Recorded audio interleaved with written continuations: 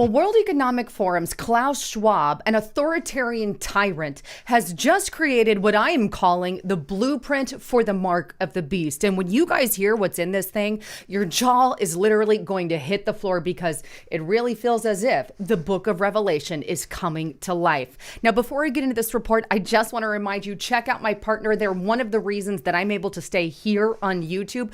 Go to ketowithlisa.com and take advantage of up to 51% off of their amazing keto. If you're looking to lose weight, which is something that I have done this year, check out this keto powder. It's like doing the keto diet without all the hassle of the keto diet. And check it out at ketowithlisa.com. All right, so let's dive into this authoritarian dictator, Klaus Schwab, who has just created a document of which I'm dubbing the Mark of the Beast Blueprint. And the reason that I'm dubbing it this is because it doesn't entertain the idea. It promotes the idea of the Great Reset, which is a complete reset of our entire economy and our entire way of life, which basically puts all of economy under the power of a controlled authoritarian mass. In other words, you have someone telling you what you can buy, what you can't buy, everything basically funnels through this authoritarian government who claims to take care of all your basic needs while they themselves are living a high life. But this document that I'm about to show you, and I'm taking you straight to it, it's called Advancing Digital Agency, and it's by the World Economic Forum, the power of data intermediaries. And that's the key word, is these intermediaries, because this is the way that they plan on accomplishing the Great Reset. Also, the Mark of the Beast technology is all inside of this, as you're going to see. But you're also, if you notice there, this is brand new. It was just published February 2022. So here's what it says in the opening of this. And I'm going to focus on this challenge section here. And here's what it says. Everyone is familiar with the paradigm of going online and clicking on terms and conditions that they don't understand or take time to read. No one knows, nor do they follow, what happens to their data. This status quo creates a reliance on companies to be responsible, but can lead to mistrust in the data ecosystem as a whole. Further, mistrust between people and technology becomes amplified the more complex the data system becomes over time. Where once people had screens to navigate new ambient data collection methods and their many benefits create nervousness and resignation when people don't have the full picture. See how they're twisting this? In some cases, individuals may opt out of interacting with technologies that would be of huge benefit to their lives.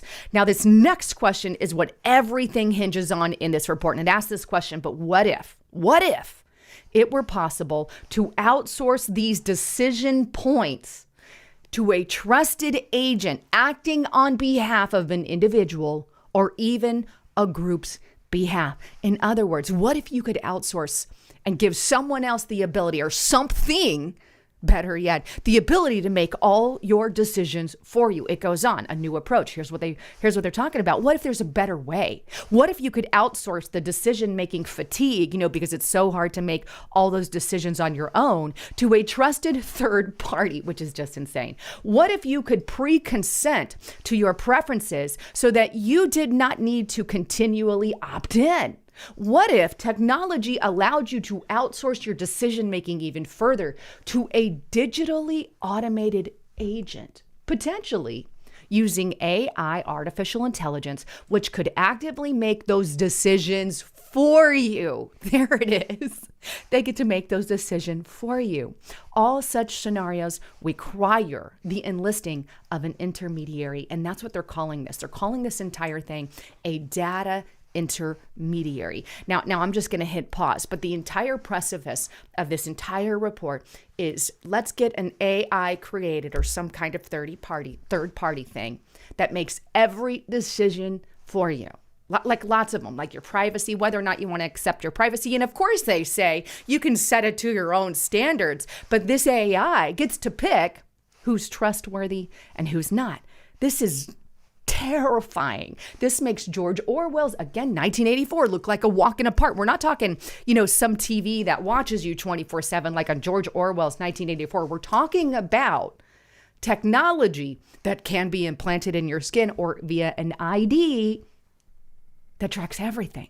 This is a authoritarian heaven if you will, for them, authoritarian nightmare for us. They could just turn your chip off at the click of a dime. Now, here's what this little intermediary is all about, right? And it says this, and this is on page 9. A data intermediary can play a significant role in enabling people to be in more control of their data, so they claim. But it also says, and I'm going to focus on this part, a data intermediary can play a significant role in, and this is the second part, determining what personal data is shared with which participants and for what purposes. In other words, those AIs get to determine who gets your information, when and how they get that information. It goes on. Here's some of the things that they entertain about this intermediary. And this is on page 12. It says automated decision-making by a digital agent. Yay! In this scenario, a data intermediary digital agent takes on the role of decision maker. They decide things. Consent is automated as before, but this time using AI. The data intermediary agent decides autonomously what kind of data permissions a person might like. Imagine. It goes on and expands on that a little more. Again, on page 12, it says the move is towards a fully automated system of personal data collection and processing to overcome notice and consent limitations. This is scary, they admit. An amazing space, and arguably not so different from a world absent of any data protection and privacy requirements. The difference here is that there is a system ideally with backstops designed in human-centric manner and therefore retains the preferences of the user and exerts limits accordingly. And again, this is all about control over all of your information. Businesses, everything. And here's an example of what these intermediaries can do. Here's just a few examples of some of the stuff they do. They can store your individual personal data, all of your personal data, all of it. They can advise individuals on the use of the data, including tracking, right? Tracking, let's know. Strengthening individuals' negotiation power. You mean negotiation power for the AI, more specifically, I would contend. Leverage individuals' personal data for social impact. You know, if that business finds out you're posting certain political things and they don't like it and they share that with the business that you're applying for, God forbid, Christians, conservatives, and everything could get kicked out of every industry. Providing added value services, adding as data aggregator and so on, and acting as a proxy for consent. A proxy for consent. This is your little God, and I mean little g, that gets to make all your life decisions for you. And you know what? They go on to talk about the government's role in this whole thing. And by the way, I've read this entire 40 some odd page report. It all hinges on the government controlling every aspect of it. In other words, they make the rules, the legislations, all the requirements around it. And of course, these little AIs, or third party, whatever, will give all the information to these trusted sources, you know, the NSA, the FBI, the CIA, the fusion centers, the executive office, congressional leaders, whoever they deem. This is not anything other than complete control over everything spoken of in Bible prophecy. By the way, that's why I call it the blueprint for the mark of the beast. And here's what it says: whether a public body can be said to be trusted will depend on the role of the government in any given country, its level of control, access, and use of surveillance laws and related technology. So whether this AI can be trusted lies fully on the government. Here in the U.S., that would be the U.S. government. So we say. So they say. Why couldn't the World Economic Forum, Klaus Schwab, be in charge? Or the United Nations, right? Although a super intermediary may enable vast sharing of data between multiple participants, enabling economies of scale and a consent approach, even across borders. If there is no trust in the system, in the government, and its underlying intentions, there may not be active use unless under the force of law. Yeah, you read that right. Under the force of law. In other words, they could force this on you. If you don't like it and you don't want that little national ID card or that chip in your right hand or forehead, per the Bible, they can force it. Let's force it under law, kind of like they did with vaccine passports, right? Kind of like that. And here's an example, and I'm not going to go through all of this. If you guys want to look through it, it's on page 26 of the report. But here's an example of what they're calling a trusted digital agent. And here's some of the decisions that they can make: consents, information on the person. They give out all your information, your business model, your types of organization, all of this, compliance on data, accuracy of the data, all of this. And you can pause it, and it's basically everything I've been saying, and I'm going to go through it in more detail, but all of this information from medical to everything, all in this little trusted agent. Now, here's the interesting part is how exactly does this trusted agent work? Well, they have to link it either to some kind of ID card or some kind of microchip implant. And that's discussed in this entire report. Cue blueprint for the freaking mark of the beast. Here it is. The role of digital identity. And here it is. Digital identity. The digital identity is the electronic equivalent of an individual's ID card. It's a way to provide verified personal identifying information of an individual for a software to read and process, both online and even offline. Environments can adopt this digital ID, and it can act as a key by storing and deploying permissions. It goes on. And here's what it shows. This is a huge part of it. This is on page 22. I encourage you to look through this whole thing. But this is what this digital ID, and as you're going to see, can also be implanted right under the skin.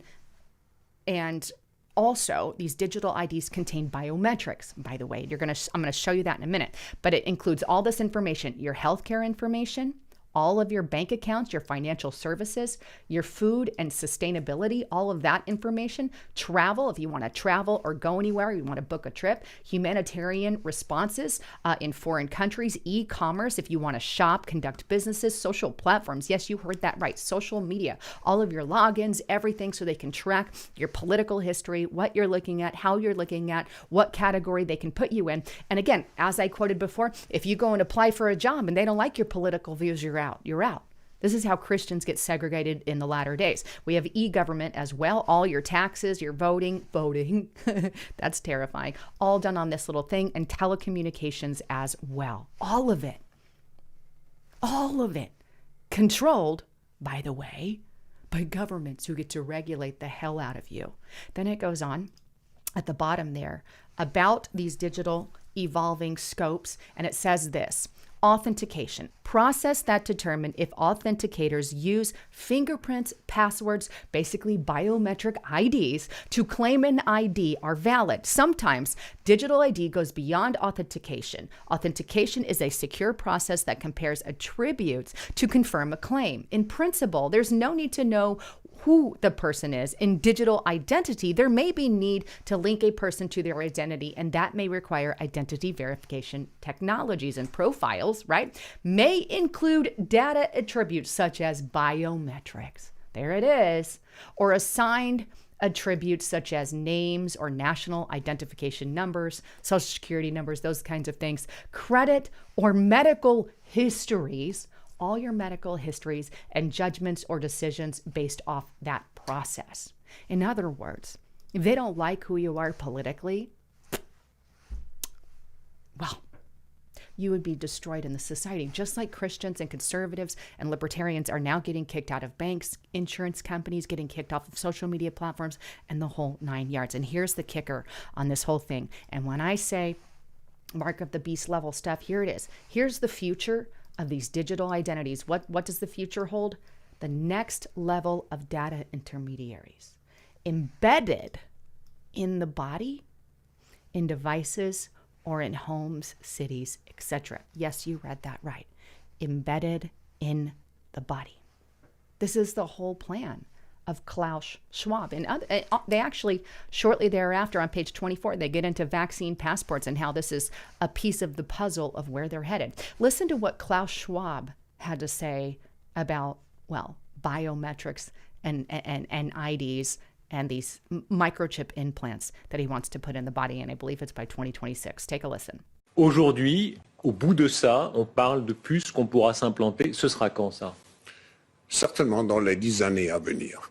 Et d'abord, on va les implanter dans nos vêtements, c'est-à-dire wearables, comme on le dit. Et après, on pourrait s'imaginer qu'on les implante dans nos cerveaux ou dans nos topos. Et à la fin, peut-être il y a une communication directe entre notre cerveau et le monde digital. Ce que nous voyons, c'est une sorte de fusion du monde physique, digital et biologique. There you have it. He's pretty clear on where they're going there, and it's all part of the Great Reset Plan. And in conclusion to this entire document, they need one little thing from you, and that is this. There must be a high degree of individual control. Ooh, they admit that. And open knowledge development into the framework to ease concerns of your surveillance, misuse, and security vulnerabilities. In other words, they need to control everything about you, and they have to gain your trust. They have to gain the ability to surveillance you, and they have to know all of your vulnerabilities. You want to know where we're going? Read the book of Revelation. There's so much in there about the mark of the beast and all of that. And if you really want to know some of that information, get to restrictiverepublic.com. I can't stress this enough. We're not going to be on these platforms much longer with all of this that is going down. And right now, we are giving away Restrictive Republic free for 2 entire months. Use the coupon code 2, the number 2, and the word free, and you can get it free for 2 months. You can cancel whenever you want. You don't have to stay on there, but you can see all the videos that we have on there are critical. You're going to want to see some of that. And we do live stream events now and then, and we also publish all the content from YouTube on there without any commercials. But get to Restrictive Republic. Check it out today. I'm an author there, and so is Justice Knight. Anyhow, I love all of you. Thanks again for tuning in. I'm Lisa Havens, signing out.